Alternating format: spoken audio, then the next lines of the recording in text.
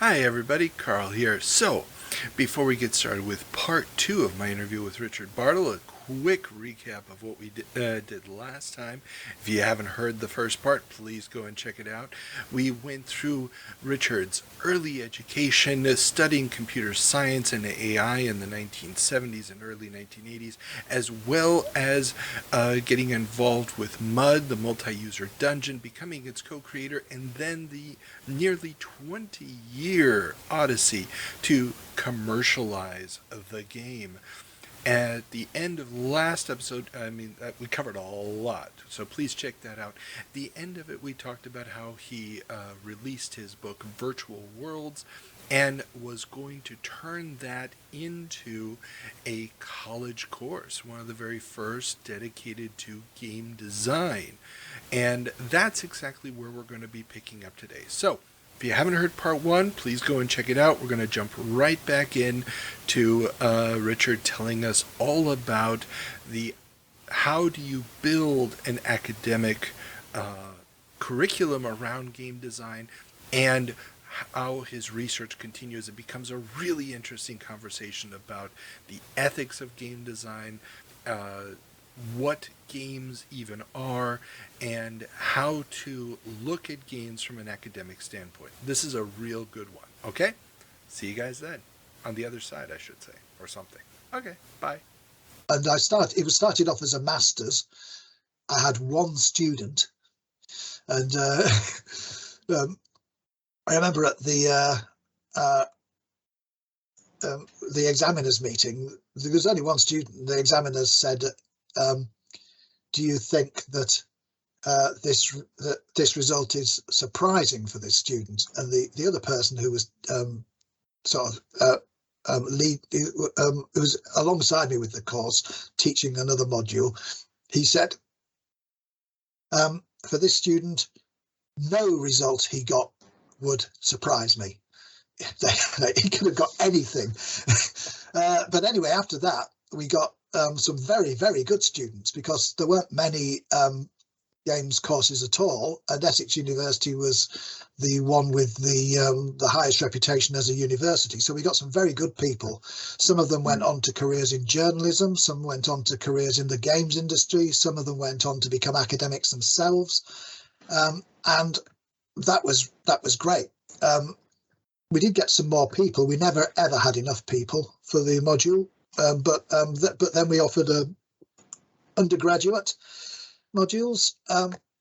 But our problem was always that games, the other universities that did games were doing them for different reasons. Well, maybe not actually. The reason that we did games at Essex University was because the electronics department wasn't recruiting enough people. They needed something to save the electronics department and thought games is it. So they took us on as games,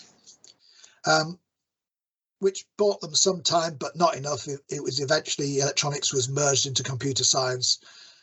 This is even though electronics itself had already previously merged with physics. So computer science ended up being physics, electronics, and computer science. Oh, wow. Yeah. With games as the save the electronics thing. But at one point, we were saving computer science. We were the ones that were propping up computer science, but not anymore. This happens in other degrees. Chemistry departments are saved by putting on pharmacy degrees. Biology departments saved by putting on sports science, things like that. So yeah, the people who want to research plants, yeah, sure, they end up teaching you something about human metabolism, but at least we still get research done in plants. So that was the kind of context for having games.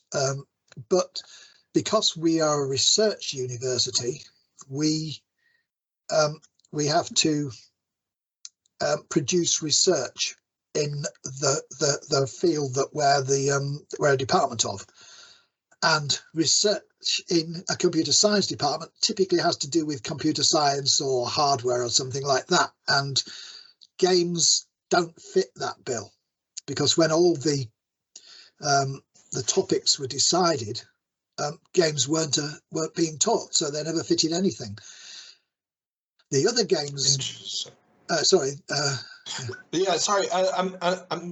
I'm trying to put it into the context. So when you say that games didn't fit in, so the topic of games was game design. Yeah. Was it being taught separately from, let's say, the programming side and the architectural side, and just from the game experience side, or why didn't it fit? My part was I was teaching game design, but I wasn't on a research contract, so it was okay for me to teach things that weren't research. I did do my research, but I wasn't paid for it. That was just for fun, in my spare time. The programming, we did teach programming, still do teach programming. So the games programmers, the games people, they all get taught programming, and in some sense, games is bait. People who are 18, they don't really know what they want to do. They think, oh, I like playing games, maybe a career in the games industry work. They go to do games, they get taught programming. Maybe they still want to work in the games industry, but when they find that they can earn far more money programming pretty well anything else, they go off and program that, if programming's what they like. The thing is, though, although, yeah, programming's something that you can research, and that would be fine. Game design isn't something that fits in computer science, in that if you sent it off to as part of the research excellence framework, which judges universities by their academic publications, departments by their academic publications, they wouldn't accept that, because games design isn't, that's more humanities, they would argue. Therefore, we should be doing it through humanities rather than a computer science department. The other problem we have is artwork and assets, because if someone's working in creating artwork, animation, anything like that, well, again, that's pretty hard to get into to call computer science. You could if it was something like virtual reality, but doing it for this is how you draw or this is how you rig a mobile mouse, or a mobile giraffe or a mobile elephant or something. Then we couldn't teach that, because it's not computer science from a research perspective. So we were doing design and programming, but we had no art, so we couldn't set up anything that would be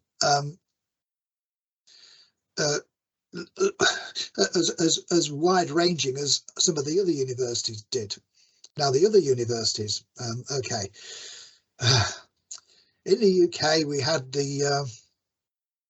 we had Oxford and Cambridge, and for centuries, and other later ones like Durham came along. And then in Victorian times, they added a few more red brick ones like Bristol and big city universities, Imperial College, things like that, University College London. And then in the 1960s, there was a perception that there weren't enough universities to handle the growing population. So they added some new ones. And these are made largely out of brutalist concrete and glass, because those were the big things that were big. So the glass and concrete universities, and there's quite a few of us. Essex is one. Others are ones like Sussex, Loughborough, Warwick, Surrey. There's about 20 of these things, the white heat of technology. So we had those universities, and that's how it was until the 90s, when Tony Blair was Prime Minister and noticed that far fewer of our students were going to university than in other countries, particularly Spain.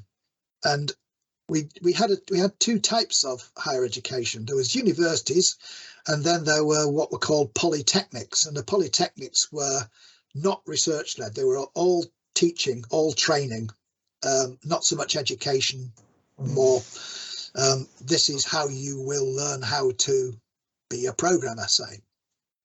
And so what he did was he waved a magic wand and they made all the polytechnics but universities, thereby doubling the number of universities. Okay. But the polytechnics didn't have a research tradition, so they weren't worried about things like adding art and writing and things like that to games. Now, originally they didn't have any games. Obviously, there was no games things, but they did teach media studies. And media studies was TV, film, novels to some extent, I think. But it turned out we didn't need 30,000 media studies graduates every year, and they couldn't get jobs. And the departments collapsed when times got tough and people wanted to do a job, something that got a job. And so they were looking for other things they could teach. And there was one university in Scotland, Abertay, that was very financially strapped. So they thought, we're going to have to do something to avoid going under. And they bet the farm on computer games.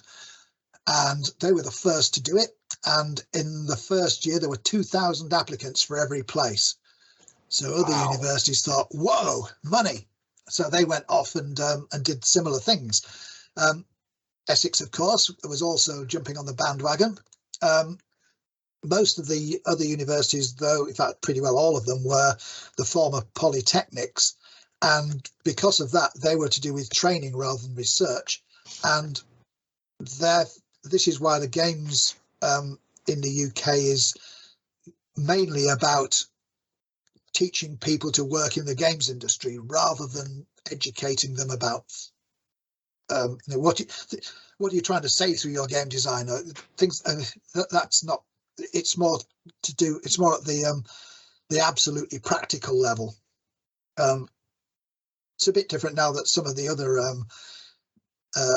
research universities have also taking in games, but again, they don't have the full a full range. I mean, there are some universities, Falmouth, for example, which has it essentially has its own little studios, and the students are put into groups and they work as if they're in a games studio, and so they're amazing for the games industry when they come out of there, although they have problems recruiting programmers because like every university that has programmers, they lose about half of them in the first year.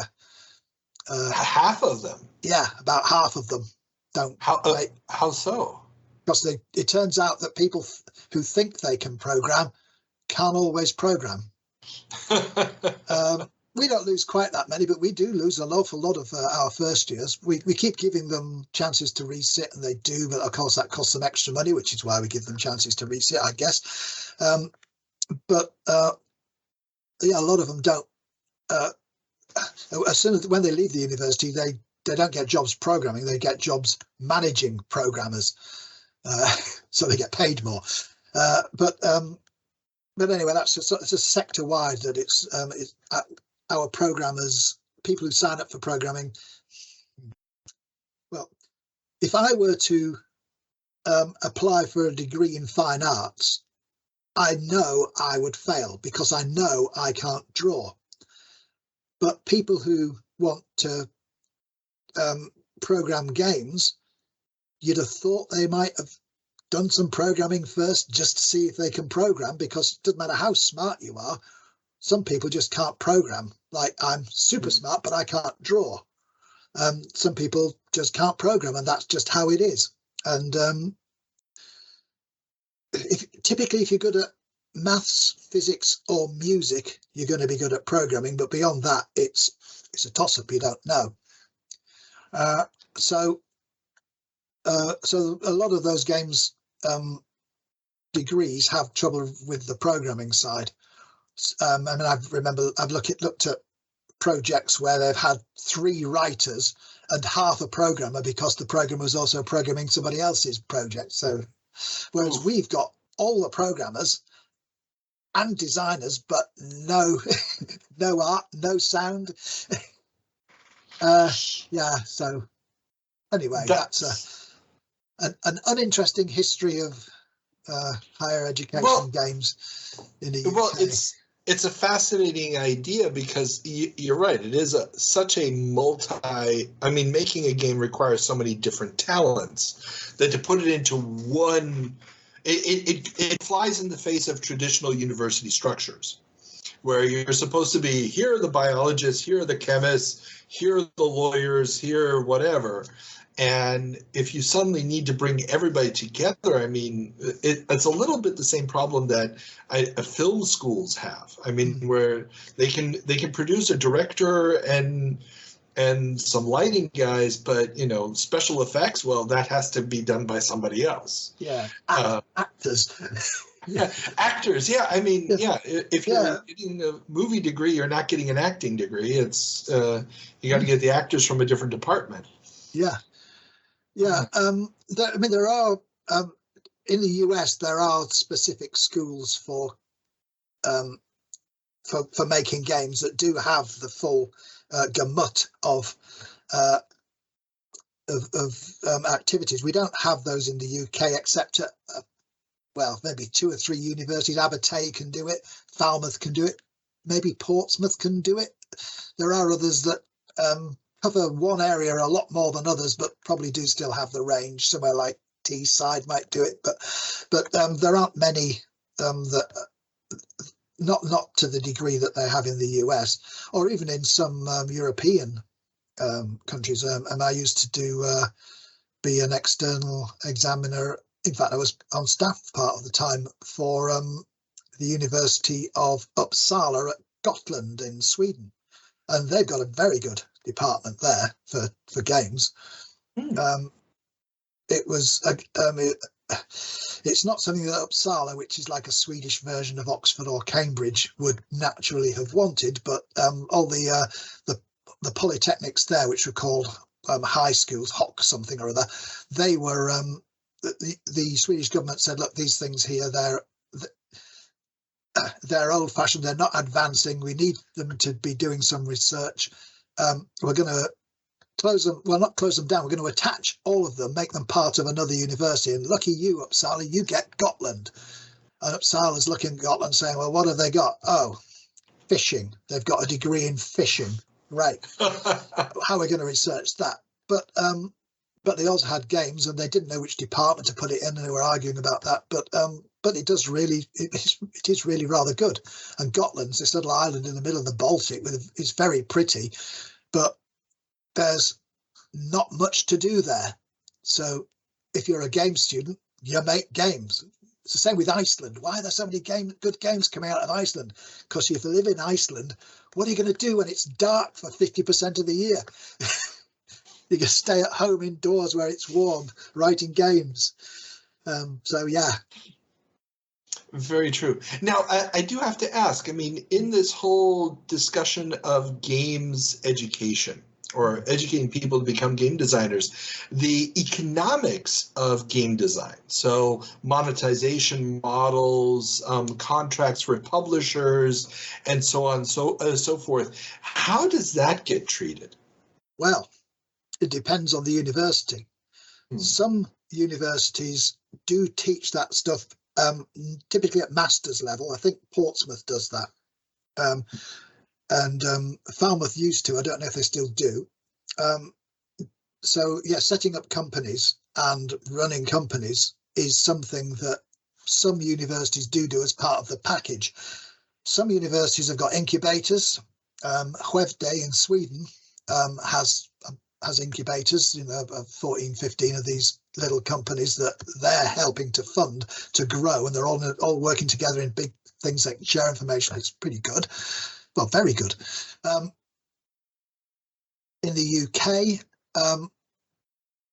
it doesn't happen to that extent. At Essex University, we've got a business school, and a business school is, as with all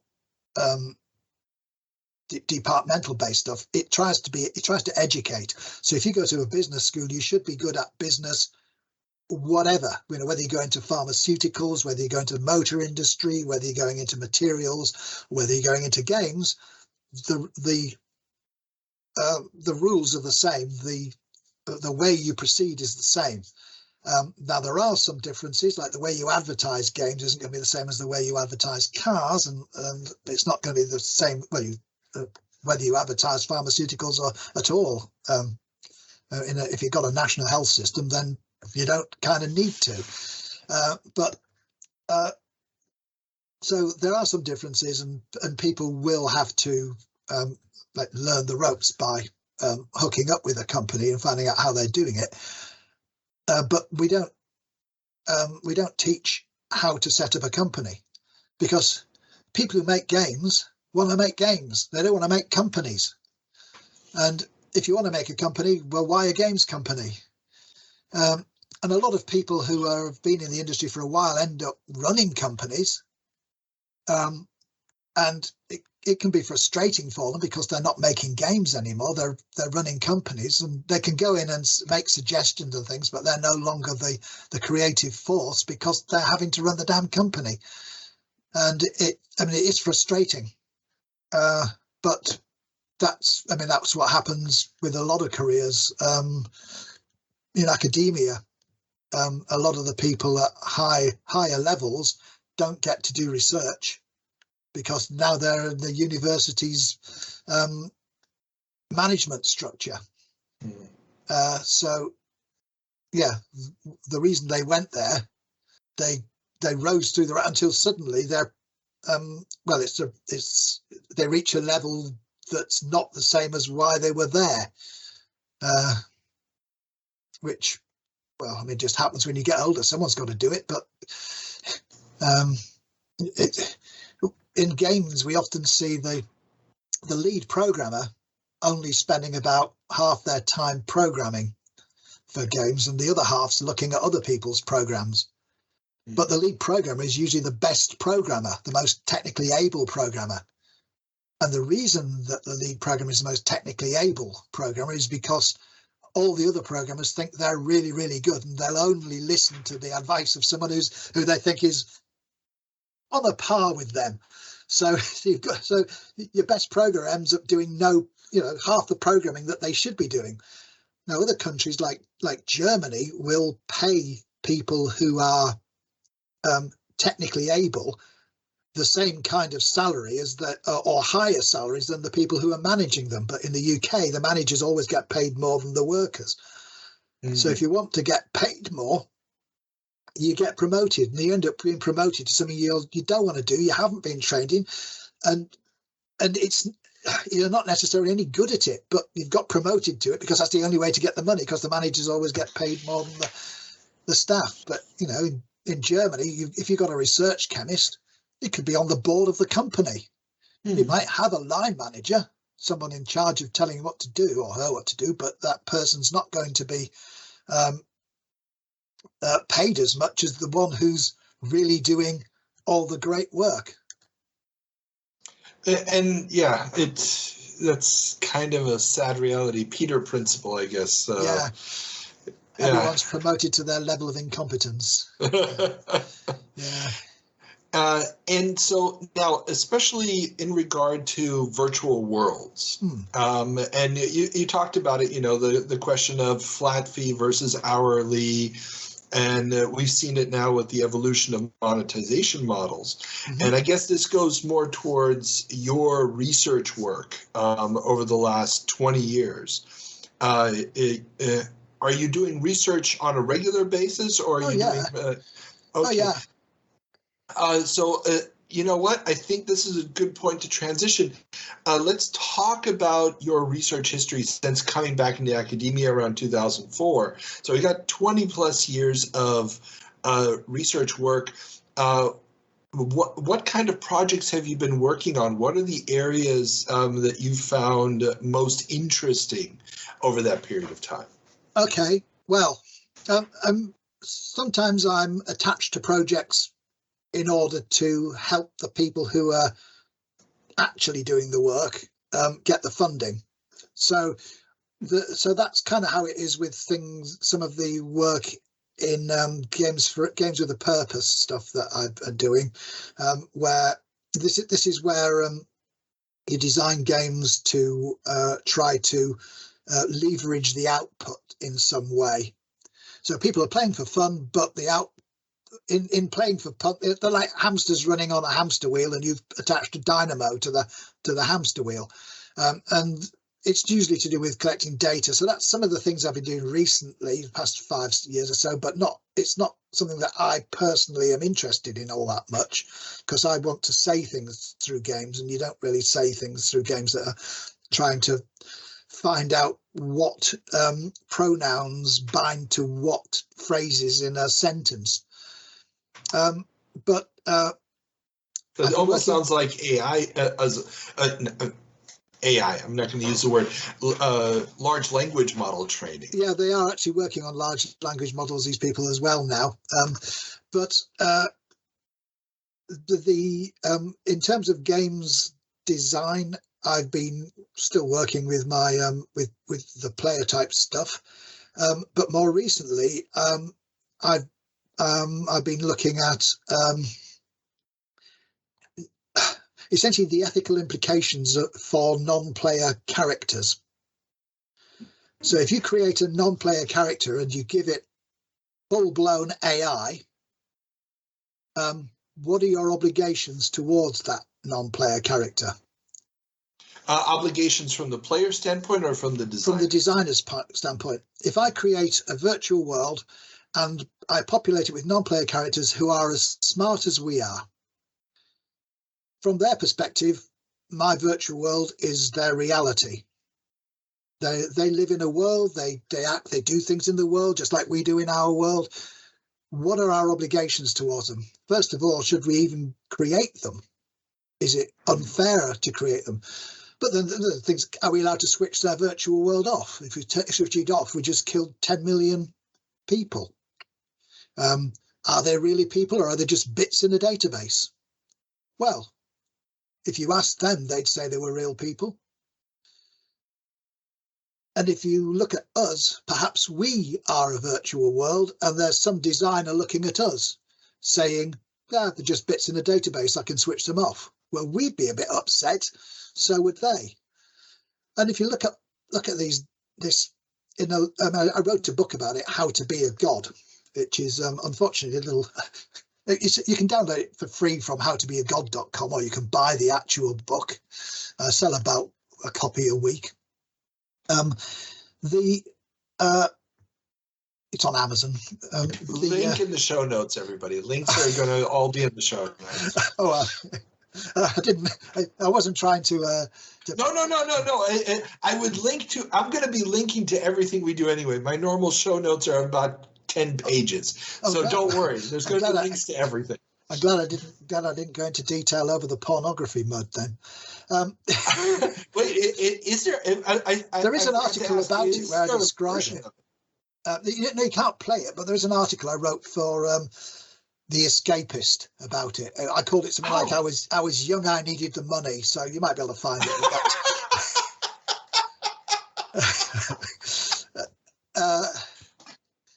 But I need a link to that. You'll have to send me a link to I'll that. see. Yeah. Okay. I'll see if I can remember. So there was anyway. So the point of it is, what am I allowed to do to non-player characters if they are as smart as us? Like, for example, can I make them suffer? Well, we suffer. So if you want the virtual world to be reflective of reality in order to make the players feel that they're more immersed in the world, then the non-player characters should suffer. But that's not a really good reason for making. Why am I suffering? Oh, so that these people here think the world's real. And I don't have to make them suffer. Can I make them die? Well, we die, but I can stop them. I could make them live forever. Why wouldn't I want to make them live forever? It's kind of cruel. I create people only to make them die. Well, yeah, but that's what happens in the real world. But if you're a religious person, then you're saying that your creator's cruel for making you die. Oh no, well, in that case, because when we die, we go to heaven. So does that mean I need to make a heaven for the non-player characters to go to, and what they're going to do there exactly? So these arguments, as you know, as we look on a virtual world, we apply our ethical standards, or we develop them. Whether we regard them as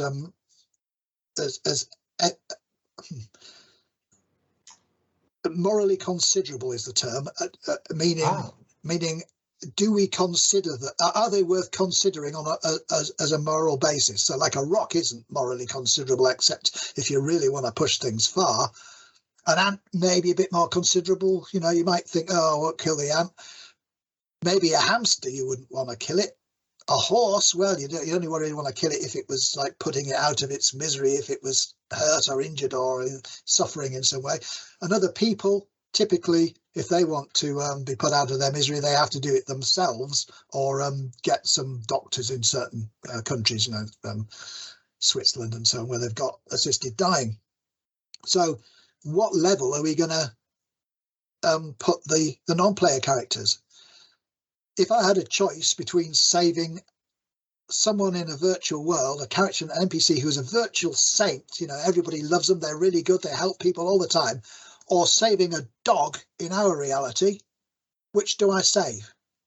Do I save the dog because it's my reality, but the dog can't think?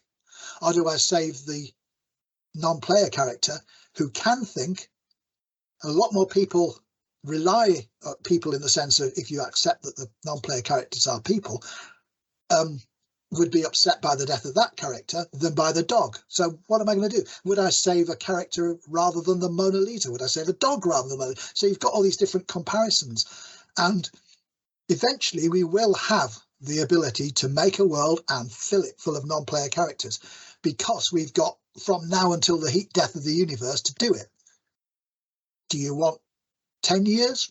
Do you want 50 years? Do you want 500, 5,000, 5 million?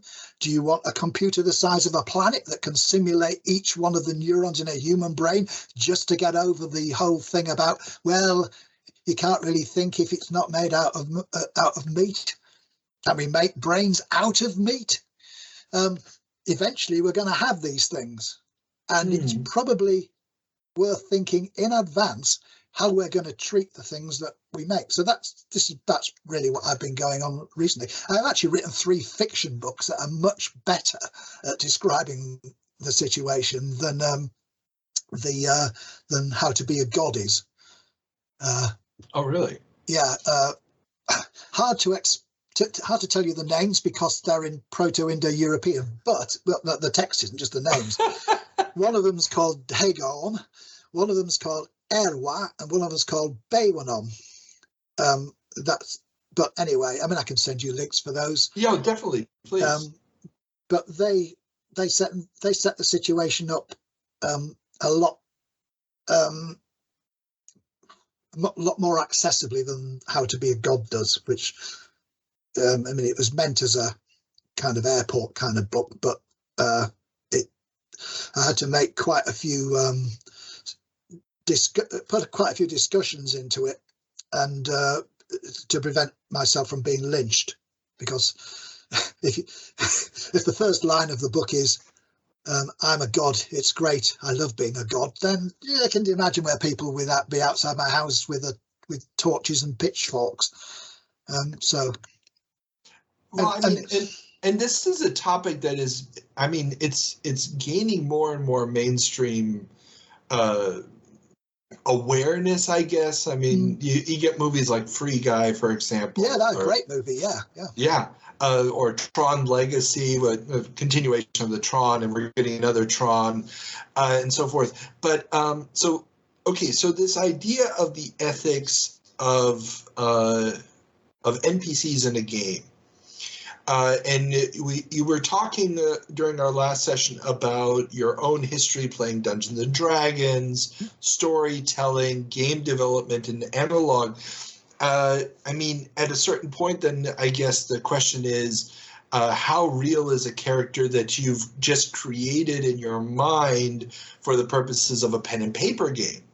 Would the same NPC ethics apply there, or is the calculations done by the computer bring it to a different level in your assessment? Well, for most people, an NPC is not independent and free thinking.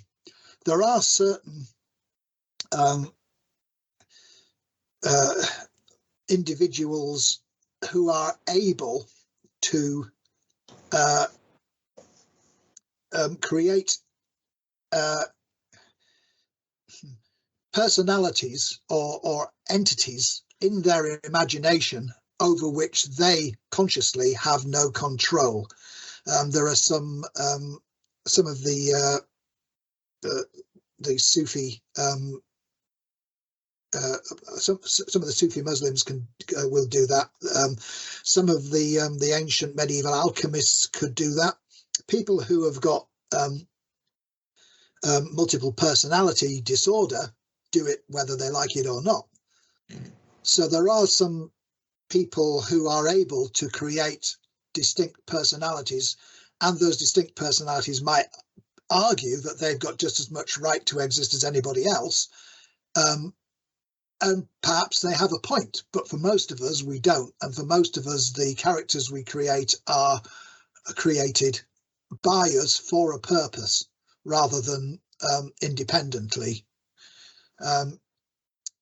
So there are ways you can make it the argument that some people have that capability. I personally would not want to attempt to run anybody else's personality on the hardware of my own brain, because it's my brain. I don't want to.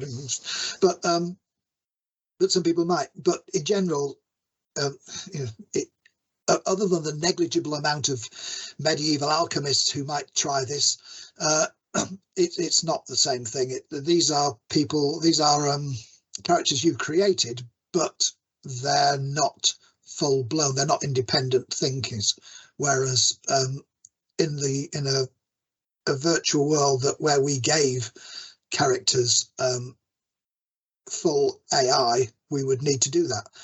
And the point, even if everybody else doesn't think that you've given a character full artificial intelligence, if you as the designer think that you've done it, then you have that responsibility, even if everyone else says, nah, just bits in a database. If you said, no, I created these people to be individuals, I now have to treat them as if they're individuals rather than just things that I can kill. But you created them, surely you can kill them.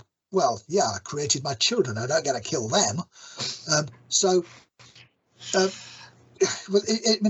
something that we do need to think about. But the problem is it does rub up against religion, because as we look down on a virtual world, so we can then say, well, we're the NPCs who's looking down on us.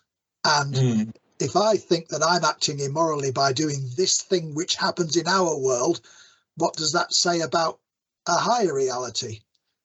Am I making claims that there's an immoral God? Well, that would be pretty bad, particularly for me, because I would be going straight to the burning fires of hell. But still, anyway, that's that aspect of my research. That's the more recent research I've been doing. Reading lots of stuff on certain aspects of philosophy and theology. But other than that, general work in AI. Sorry, before we move on, I do have one other question about this, because most game design nowadays is not the work of individuals. So game designers separate from programmers, and you'll have teams of hundreds. Have you done any research or any writing on what it would mean to have a distributed God, if you will? So what is the responsibility of a team of designers? Well, the thing is that there isn't, you might have a team of designers, but there's one person who has final say over what goes in or not. The lead designer or the chief creative officer. There's one person whose vision you are working to on, the keeper of the vision. And that would be the chief god. That would be Zeus. Now, you might have other gods who have got particular specialities. You're implementing the combat system, Mars. You're implementing the comms, Mercury. So you've Aries, I should say, shouldn't I? But anyway, I understand. But you so you can have gods who are perfectly able to do their own stuff within their own field, and they may be better at doing it than the person who's at the top. But the person at the top decided who's doing what. They're the one who decides who's working on this project or not. I mean, in the same way that a movie director, through their casting director, will choose which actors play a part. They choose the actors because they think that that actor will bring what they want, as the director wants. The actor will have their own things, but the director already knows the envelope within which that actor is going to be operating. Likewise, if I wanted my portrait painting, and so I'd look at artists who paint portraits, and then I'd think, that artist, I'll go to them. I don't know what they're going to produce, but I know the parameters within which they operate, and that's what I'm going to do. Within those parameters, they have complete free reign. But I'm not just going to pick a random artist who's then going to say, right, I've created my portrait of you. Here it is. It's a box with 3 oranges dangling from pieces of string and ants at the bottom, all dead. Well, that's how I see you. Yeah, but I kind of wanted it to be photorealistic. Well, you should have employed someone who did photorealistic paintings. Yeah, so although there is a team, and although the team does have independence, nevertheless, there is a leader, and the chief creative officer can say, I don't like what you're doing with this. Don't do it that way. I don't want you to have housing that works like that. That rubs up against what I want to tell the players. I want you, the housing should be more like this. Then you're okay. But virtual worlds are an art form, and all art forms have got artists working at all levels if they're in some way collaborative. But in the same way, who is the artist of an orchestra? It's the conductor. It's not the first violin. It's not even the composer. It's the conductor. Who's the artist of a play on a stage? It's a director. All the other people they're working within their own arts, and some of them are excellent, marvelous, and they may be more accomplished at acting or at lighting than the director is at directing, but nevertheless the director is the one who's directing them. Same thing for opera, same thing for ballets. They have directors. TV shows, they have showrunners. In a games, we call them the lead designer. Sometimes it's the chief creative officer if it's a really, really big team. But there's always somebody who is the one who has final say, and that would be the chief god. Gotcha. It makes perfect sense. Now, sorry, I didn't mean to interrupt you. You were going to talk about other research that you've been doing into AI. Oh yeah, just general AI stuff. But that was the research there is mainly keeping up with what's going on and seeing how what the implications of that would be for virtual worlds typically, or games in general. So yeah, I mean, I wouldn't claim that I'm a great researcher into well, certainly not diffusion models or neural networks, but I know how they work, and I can see what the effects, the implications, some of them might be for games. There are other things where I see things and I think, oh, good grief, I hope they don't do this, and then somebody does it. I particularly don't like dynamic difficulty adjustment, which I see as completely not understanding what games are about. But you still get plenty of occasions where that happens. And I guess that's an interesting point. You said what games are all about. Yeah. And you've talked several times now about wanting to tell players something. Yeah. About communicating ideas. How have you, or what are your thoughts on very much this idea of narrative storytelling and how that fits in with modern ways of financing games, especially with the rise of free-to-play and all these monetization systems that have been developed to, in part, finance ever larger development costs, but also just to maximize monetization. How do you see that interplay? Well, game design is an art form, but for some people it's not an art, it's a craft. For some people, they make games because they enjoy the puzzle solving aspect of making games, and some people are very, very good at that. But the games that they create have got, unless it's by pure chance, have got no soul. They've got no artistic spine to them. They're not saying anything. A game's designers could do many, many things. Most of them have got other talents.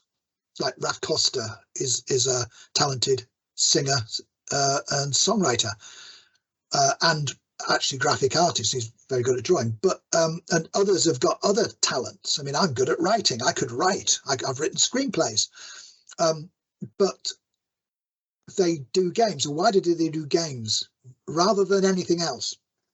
Because games allow you to say things you can't say in any other way. Games are procedural and systemic. So you say something to somebody through a system. So if you think of something like Monopoly, the game Monopoly, originally created about a Quaker woman, something McGee, against, it was making a statement about landlords and renting, and how it's once you get ahead, then nobody else can catch you. So it was about a positive feedback loop, and you played the game and you saw that positive feedback loop come into play. The more you got, the more you get, and the worse everybody else is, and they can never catch up. So that was expressing through gameplay the idea that she was trying to get across that this is an unfair system.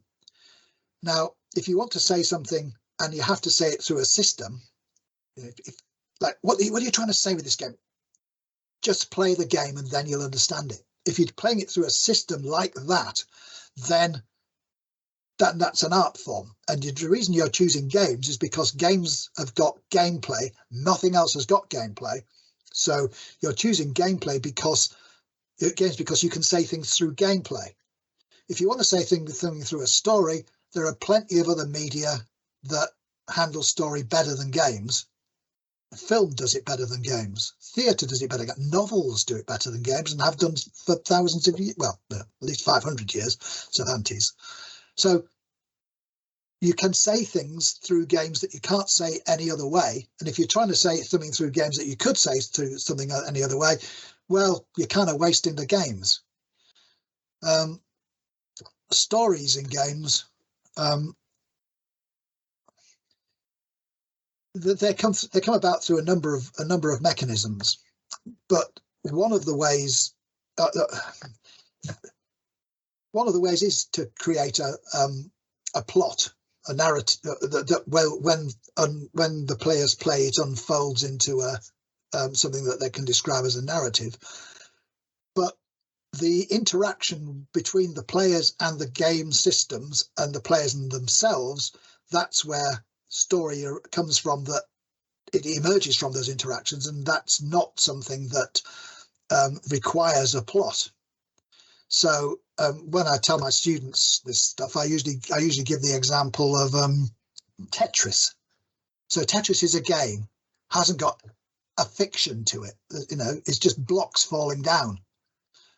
But if you were to talk to another Tetris player, and then you went on and you were saying about what the game was like, you could say, at this point, when I was playing, remember that point where we had not remember the point. I was playing the game the other day, and I wasn't getting any of the 4 long blocks. I was getting loads of the squares. I was getting loads of the L's. The L's even fitted. I was getting some of the T's, but I wasn't getting any of the long. And I kept a slot down the left. I just wanted them just to go in down, and it wouldn't come. And it was building up, and I couldn't get it. And then suddenly one of them came, and it came, bam! Oh, another one, bam! Another bam! And a whole lot went. Now you just told a story, and that story is meaningful to somebody who understands Tetris. Not so meaningful to anybody else, but at least you could see there's some passion to it. But that's come from interacting with the game system. You, the player, there's a series of events occur in the game. You, the player, have identified from those events, some of them that are meaningful to you. You've put causality between those two to create links between them, and then when you tell the story, when you relate that's the narrative of those events. That's how you tell the story. It doesn't have to be in the right order. You might say something a bit further, something later, and then go what goes before it, and then, which is what I've been doing. Some of the things I've been saying here, I've said things that happened slightly after, before what went before them. But that's how stories, the basic story level in games.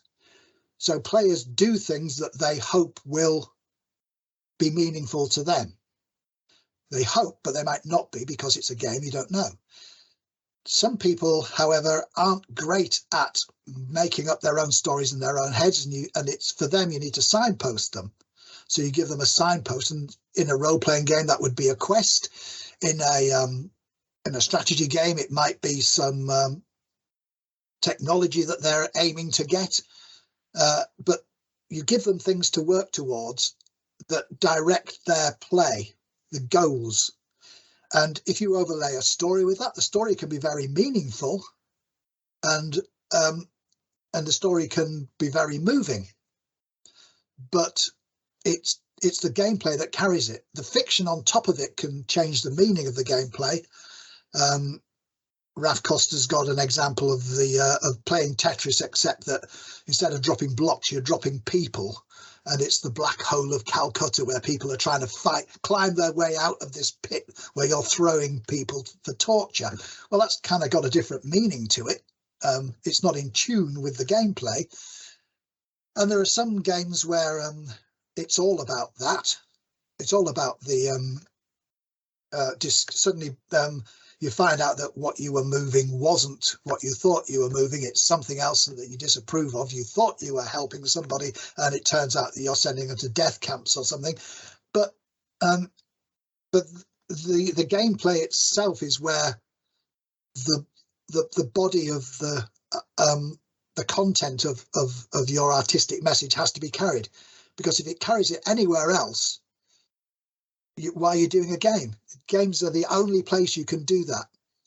And when we see these, what they call art games, where an arts person comes along and says, well, games, yes, I'm going to create a game and it's going to be true art, and they build this game, and it's always on the surface. It's never the gameplay. It's always, these are the symbols, and these are how they what they mean, and if you choose this, it means that. And yeah, but it's not being carried by the gameplay. You can say that using paint. Why would you say it using code? And that happens so many times, and that's why art games have got a really bad reputation, because they're no fun, because it's all about the surface level, never about the gameplay itself.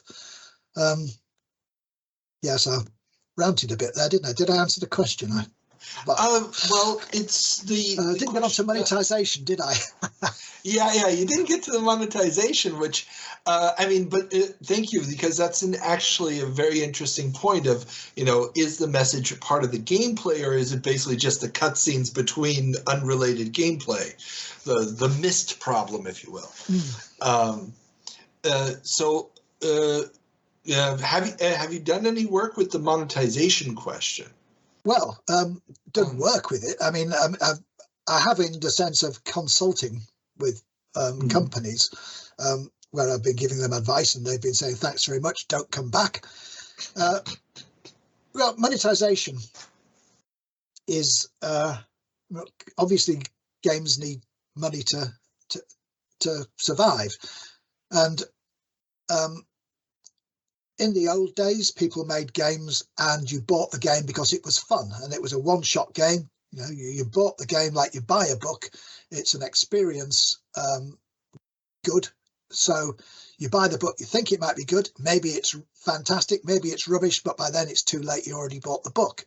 And it used to be like that with games. And if you liked the game, then you'd buy more from the same designer or the same publisher if they didn't ever tell you who the designer was. And that's how it used to be. But games got more and more expensive to make.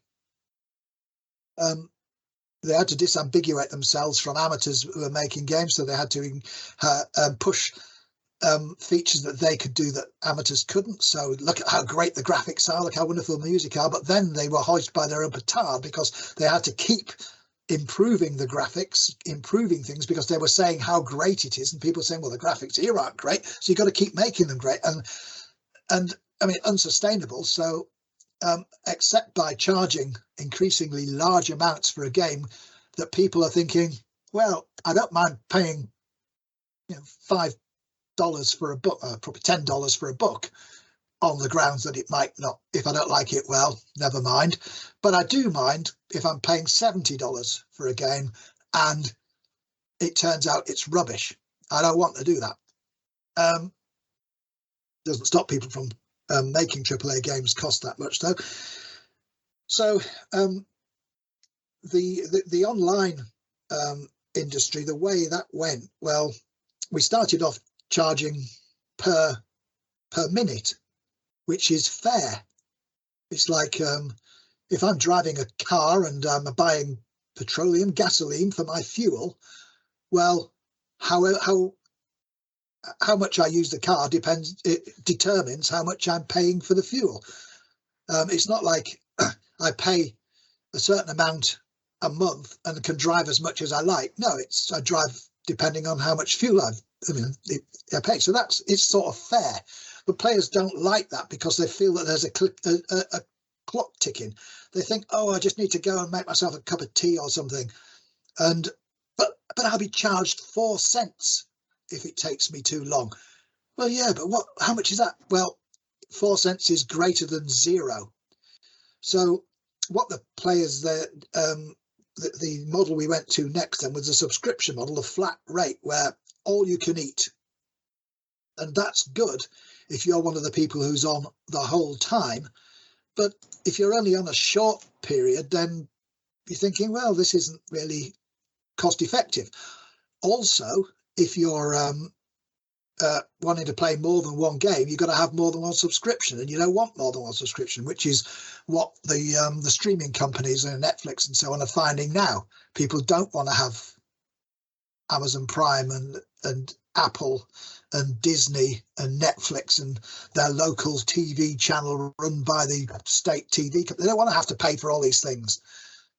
Just let me buy one series that I want to watch. So that's a problem. So then what companies were thinking, well, if we look at these players, maybe running the game doesn't cost much. We just put an upfront fee. You buy the game's free. And that was done with Guild Wars did that. Because they figured people weren't going to play forever, and the amount that they paid up front was enough to cover the lifetime cost of them. And for most players, it was. But it did get players to think, well, that means I can play games for free. It doesn't cost them anything to run the game. And then other companies were thinking, maybe I should just let everybody play it for free and try and get money other ways. Now, we had been seeing these other ways in MUDs. There's one in particular called Akea, which is a very high top-end MUD, Matt Mihaly's, and that has one of these dual currency systems. If it was the first one that had a proper dual currency system, so you get money, you get coins playing the game, but there are some things you want to buy that you can only buy using coins you have to pay for with real money. But if you play a lot of game and somebody who doesn't play a lot of game wants to buy something that costs coins, they don't have those coins. You don't have the real money. They'll pay real money to buy your game coins in order to buy the in-game things that they want that need the game coins. So we had that set up, and that's still used in many games. Well, most games now. Anything with a cash shop will use that system. Well, not anything with some of them don't. Some of them you can buy the in-game money, and but you can't use it to buy currency off the players, only off the game's company itself. But anyway, That's a method.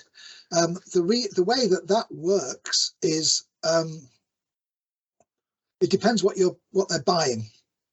If people are buying things that are merely cosmetic, so they don't affect the gameplay, well, that's not so bad for players who like to think that when you see somebody with a kick-ass sword, they actually got that kick-ass sword. They just didn't buy it off somebody. So it undermines their own sense of achievement if somebody else can has something that's gameplay meaningful.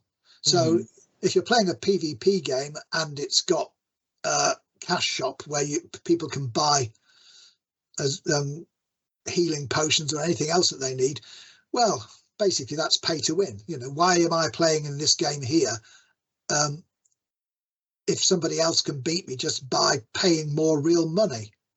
That's like playing Monopoly and somebody saying, oh, I want to win this game here, I want to buy the big blue square at the end next to go. And somebody said, well, how much are you going to give me? I'll give you 20 real pounds for it. Okay, I'll give you 20 real. Here you are. You can have it then. You can have it for free, except for 20 real pounds. Well, nobody else who's playing that game is going to want to play with either of those two players ever again. But that's kind of what happens with games where you're buying things off the bank. You're buying an advantage. So, but cosmetic details don't have that problem because they don't have any gameplay issues.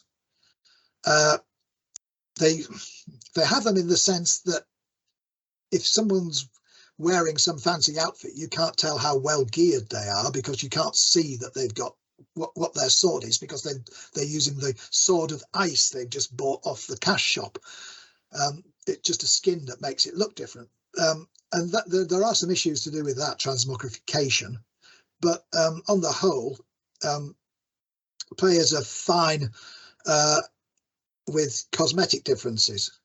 It's the anything that remotely touches on gameplay is pay to win, and that's the people who buy things that touch on gameplay tend to think, no, it's not. Something slightly worse is, but not what I'm doing. But actually, it's all pay to win if it affects the gameplay. Now, the thing is that most people, when they're playing these games, pay nothing. They never pay a bean. And you can get through quite a long way through a game without paying a bean. I played Lost Ark, got really far. I think got to like 1870 points or something before it. To get any further, I needed to pay them some money. So I didn't. I stopped. 200 hours, though, for free. Other games, well, somebody must be buying things. If 95% of the players buy nothing, somebody must be buying something, and those are the 5%. Some of them buy once, some of them buy a few times. Some of the people pay out thousands a month. These are what they call whales, using the analogy of Las Vegas. Because casinos in Las Vegas don't make their money because 100,000 people come along and spend $100 over a weekend. They make their money because 3 people come and spend $100 million. Well, maybe not that much, but they might spend $3 million each. That's where they get their money from the big hitters. But why would the big hitters go to Las Vegas to play when they could play anywhere? Well, they go to Las Vegas because Las Vegas is the gambling city, and it's the gambling city because there's 100,000 people there every weekend spending money, and they are part of that, and they are the top of the pile. So exactly. So that's what whales are for, but there are very few of them, and it's difficult to capture them. If you've got a game and it's only got 10,000 players and you can't capture a whale, then you're not going to be able to fund it just by selling cosmetic items, because there isn't enough money. You'll either have to charge people to buy the game to start with, or find some other monetization system, which may involve pay to win, and that'll put off all the people who hate pay to win, which is rather a lot of them. Now, because of this problem, designers are looking for ways to, well, not so much designers as developers are looking for ways to get more money from more people, so that the lifetime cost is less than what you get from them, the lifetime value. And one way that they've done that is basically to go back to subscriptions, except they don't call them subscriptions anymore. They call them battle passes. So you buy a battle pass, and the battle pass says, if you do all these things here, each time you meet one of these little milestones, we'll give you some goodies. So you've got something to direct your play. You're trying to do these things, but basically it's a subscription. With a subscription, in the past, it would be normal people who are playing for nothing get this, and people who are playing for a subscription get these subscription benefits. But now it's normal people who play get this, and people who buy a battle pass get these battle pass benefits if they do the thing. So there is some kind of work involved for them. They're not just getting given it. They do actually have to do the thing, but typically doing the thing isn't all that difficult. And then I got one for Throne and Liberty, which is what I'm, well, just about finished playing with it now, but that's what I've been playing recently. 500 and maybe nearly 600 hours. And, wow. Well, I don't watch TV. And that one's, the Battle Pass there, I'd done it within like a week and a half maybe. And so the rest of the month, anyway. Now, so this idea of these open-ended games, Mm-hmm. or at least games where you can play a very long time before this hits, do you think that the open-ended nature of the gameplay loop impacts the ability of a designer to actually say something with the game? It frustrates it. The designers obviously can still say things to players, and they do, but the problem is that they can't, there's no end. And if there's no end, then that's the first two acts of a movie, and then you get another second act and another second act, and there's never a third act. So designers can say things, but you could, if what you want to say is things like eventually you have to stop, you have to accept that you've won, well, then that would be an ideal way to do it. I mean, because that's pretty well what's happening. So you can say things through that. It might be that what you want to say, you can't say that through that, because like for example, if you had a game where the idea was to escape from some penal colony, you know, you've been sent there, you unjustly, or you've captured in a war or something, you want to escape from this place. Actually escaping from it at the very end, that would be a moment of elation. You know, oh wow, I've got out of this place, you know, woohoo! But no developer's going to let the designer do that, because if they do, then that player's not coming back from their perspective. But the player might come back because now they've had such a great time, they want to do it again with a different character in prison for a different reason, with different skills. There are some games that kind of do it. Age of Conan? No, Conan Exiles does it.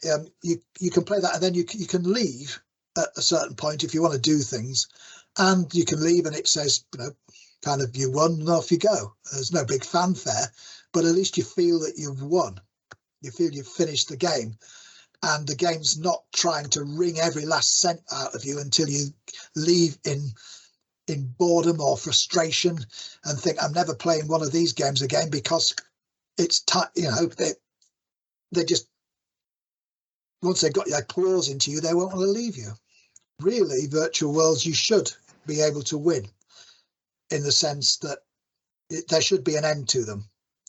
The game says, congratulations, here's the 3D printed model of your character, off you go, thank you very much, please come and play some of our other games if you enjoyed it. That's how it should be. And there are theoretical reasons for that, but we don't really have enough time for me to describe them right now. That's a long discussion, but there are reasons why it's good for the player and therefore good for the developer to give players closure. Definitely. From my own personal experience, yes, there's nothing less satisfying than putting in a ton of hours into a game only to get to the point where I'm just like, you know what, I'm tired, I'm bored. The repetition gets to me. I want to have that completion so that I can be like, as soon as a sequel comes out, even if it's in 3 years, I'm going to pick up the sequel. But yeah, well, Throne and Liberty, which I'm about to stop playing that. They're going to mush together 7 servers. Well, they're mushing together loads of them, but my particular server is getting mushed with another 6. So that's server merged there, and there'll be people there who I recognise, but there'll be 6 times as many people who I don't recognise. They're also going to bring out an expansion, which means that my character, who's actually pretty hot at the moment, over 4,000 combat points, which if you don't play it, kind of meaningless. If you do play it, well, that's pretty good, 4,000, you know.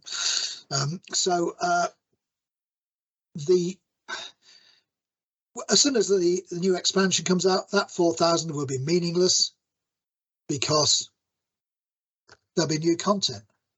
Either they'll downgrade my 4,000 so it's now 3,000 and I have to do a ton more to get it up to 4,000, or 4,000 will be nothing. You'll need 5,000 to take on these bosses. So yeah, I'm going to stop playing soon. Well, any day now, really. But I'm a designer, and I'm not playing for the same reasons players play anyway.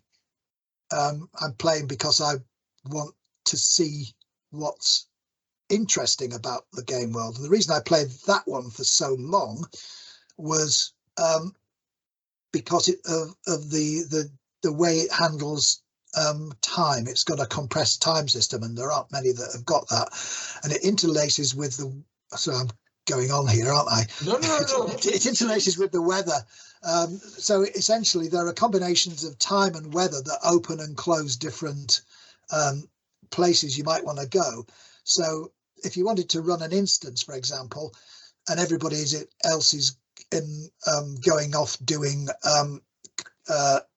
shared content, open dungeons where everybody just goes in pairs, joins an open group, and they go around smashing all the monsters until they've done all their daily quests, or whatever they don't call them quests in Throne and Liberty, they're contracts, but once you've done whatever it is you want to do, then you just drop out. But if everyone's doing that, then you're never going to get into an instance. But if it gets to a point where, yeah, you can do that, but it's PvP if you go in there, then suddenly, oh, okay, I don't want to do the PvP. What am I going to do? I'll run an instance and everybody else is.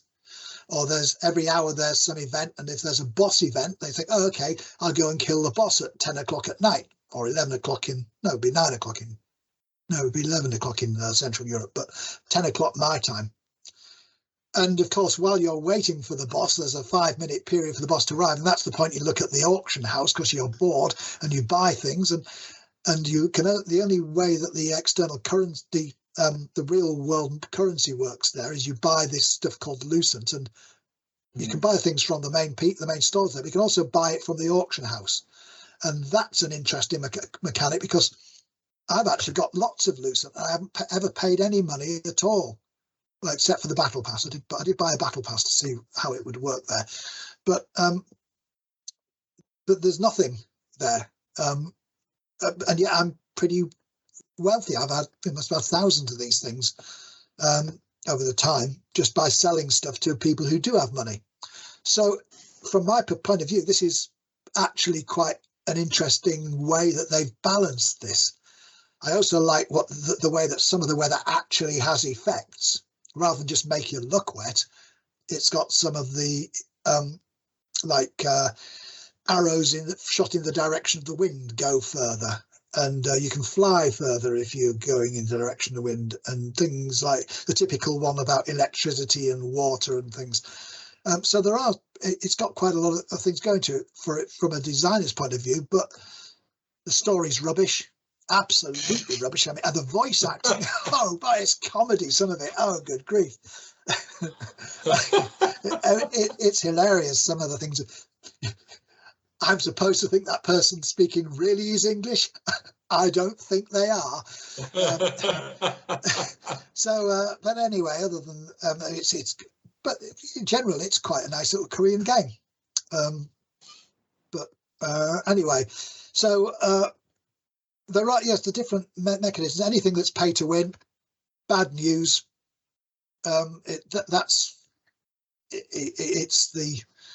It's like if you're running the marathon in the Olympics, the marathon, 26 miles, 365 yards, or however long it is, over 26 miles anyway. Imagine at the Olympics and somebody said, I don't want to run the full length. I'll give you $1 million for 100 meters start. Now, 100 meters on a marathon, it's not a lot really, is it? So no. Somebody, you can see how the Olympics might say, yeah, okay, we'll take $1 million from you for that. But then all the other runners are going to think, they've got 100 meters on me. I've got to pay $1 million to start at the same place as them. Why do I have to pay $1 million to do something which previously I didn't have to pay to do? And you see it in some sport, golf, people having to buy better clubs because their clubs aren't as good. We saw it with swimming, those shark suits, where they had people putting these suits on, and if you wanted to succeed at swimming, you had to have one of those suits, because otherwise you weren't going to beat the people who did have the suits. And that's kind of pay to win as well. So won't be long before we see something similar in cycling. We do see some things like it in Formula One racing, where they've got where the manufacturers agree on certain limits. But in a game, paying to cheat is not good. And no. If it was always obvious, if somebody bought something from that was pay to win, and that flagged their character as having bought it, you have bought something that's pay to win, people would not buy pay to win because other players don't want to play with them. And we know that because it's been tried, not in major MMOs, but it's been tried in smaller text mods. So we know that it won't appeal. So the only reason that people who are buying these things will do it is if nobody knows they are, so they can pretend that they're as good as they really that they pretend they're better than they really are because they bought the advantage. But it's to someone who's an achiever, it's like hearing someone say, "Look, I'm a very busy person. I can't afford to do high jumping. I can't afford all that training. I'm really, really busy. But I am, because I'm really, really busy, exceptionally wealthy. So can I just buy the world high jumping record from the world high jumping record holder?" Well, no, you can't, because you didn't do the high jump. What about something like a medal? I would have fought in the war, but oh, my old, let's say, flat-footedness came in. I couldn't fight in the war, but I would have been really brave. I would have won a medal. Can I buy a medal of someone who's got a medal? And then if I buy it, then I can wear it, and people will think that I had won the medal. But I hadn't. But they wouldn't know I hadn't won the medal. They wouldn't know I was wearing it under false title. So there is this going on where people who buy things often, not always, but are often persuading themselves that it's fine to do it, but they know deep down that actually they are kind of cheating. Well, right. That I guess the moral quandaries that come from that kind of, I guess, title acquisition. Or false bravery, if you will, or whatever. Definitely an issue for within the player community. And I guess it's also a decision for a developer whether or not they're going to allow something, because it might damage the brand. It might damage the view of the game. Now, your early work with Mud was developing the characters and so forth. We've talked now about how the moral questions about, making an NPC suffer and also the issue of creating a world that's realistic and rewarding for the characters, for the players. The apparent decline in industry interest in the development of single-player titles, which, people argue about whether or not AAA single-player titles versus indie single-player titles and so forth is going to doom that type of game because it doesn't generate as much income. Is there any indication from your experience or your work, especially with students, as to whether or not the interest in the single player has dwindled as more people coming up through the ranks are playing multiplayer or online games? Single player games, people do still play single player games, but yeah, a lot of the people who are who play do play with friends. It's the there's a stereotype which is men play next to each other and women play face to face. Women talk to each other and men do things with each other. So if you're trying to attract male players, then you would probably want to go with the small scale multiplayer or co-op games. Yeah. On the one hand, you sell twice as many games if it's a game for two players and you can't play it on the same machine if you're playing it over a network. But there is a decline in the single player games, but that doesn't mean that they can't be profitable. I mean, the Souls games are profitable. That said, they don't make anywhere near as much as just buying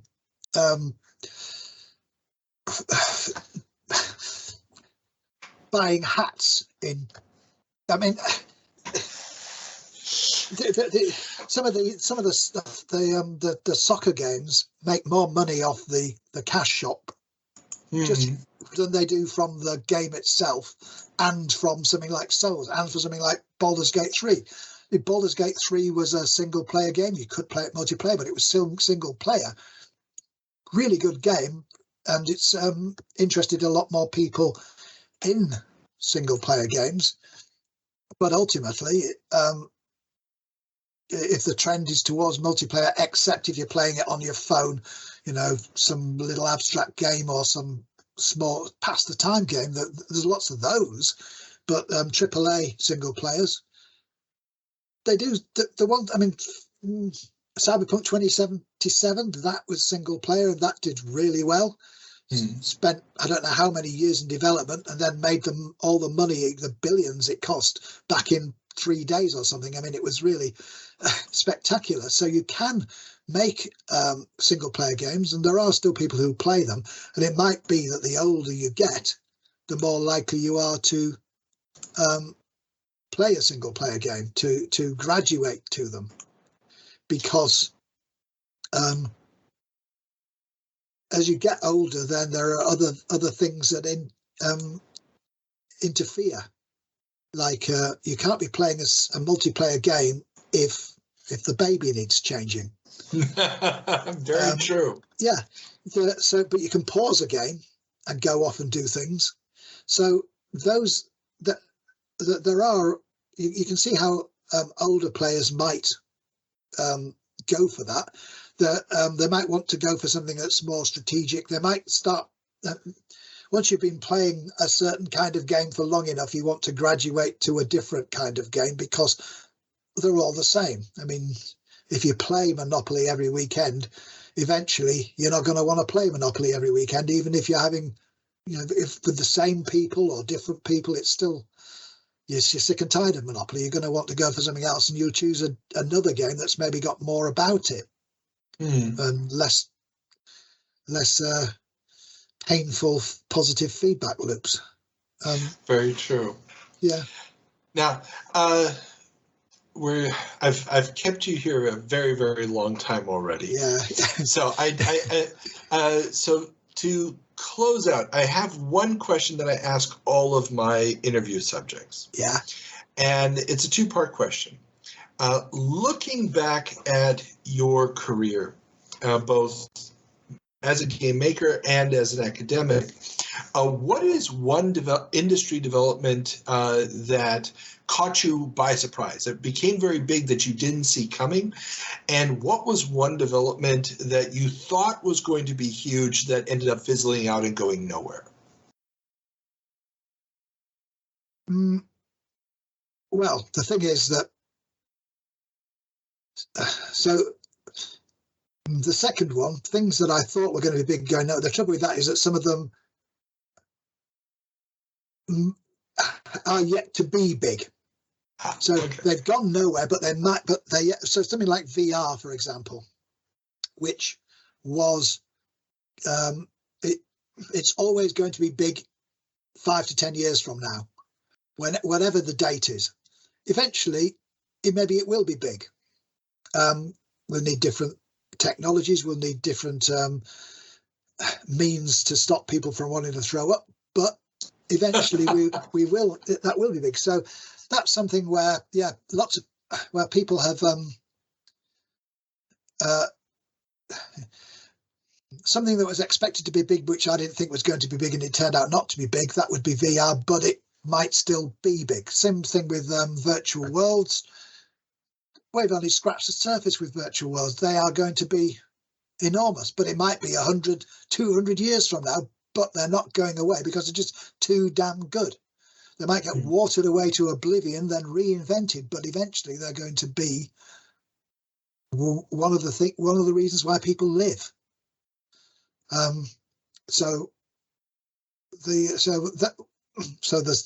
You asked two questions. Yes. One of them. The other one was, what was something that did become huge that you just did not see coming? Oh, right. That would be online gambling, because, we all thought of online gambling. I thought, no, God, that's going to be regulated out of existence to oblivion. And people would come along and say, I've got this great idea. Why don't we do online poker? And we say, yeah, you wait until the governments get hold of that. And they didn't. So the online game, and I'm thinking, well, I could have actually done online poker. I mean, it wasn't like it was hard. We could have easily done that, but we thought that that's the kind of thing that governments are going to regulate, jump on. There's going to be all sorts of social problems. No one's going to allow that, and they did. So that would be one where I would be, I would say, yeah, sometimes, well, perhaps governments will in the future decide to jump on them, although they probably get enough taxes now that they don't. But it's one, often, if you see into the future too far, then you don't make the money that you could be making before your prophecy comes true. And that's kind of what happened with online gaming. Yeah. I hear you. Yeah. So, Richard, thank you very much for your time. Any final thoughts for our listeners, or maybe old school Mud fans out there? Well, I'm sorry for ranting and rambling and all the other uninteresting things I've said. I was just answering the questions. You don't have to blame me. No, Mud's virtual worlds are for people to be and become themselves.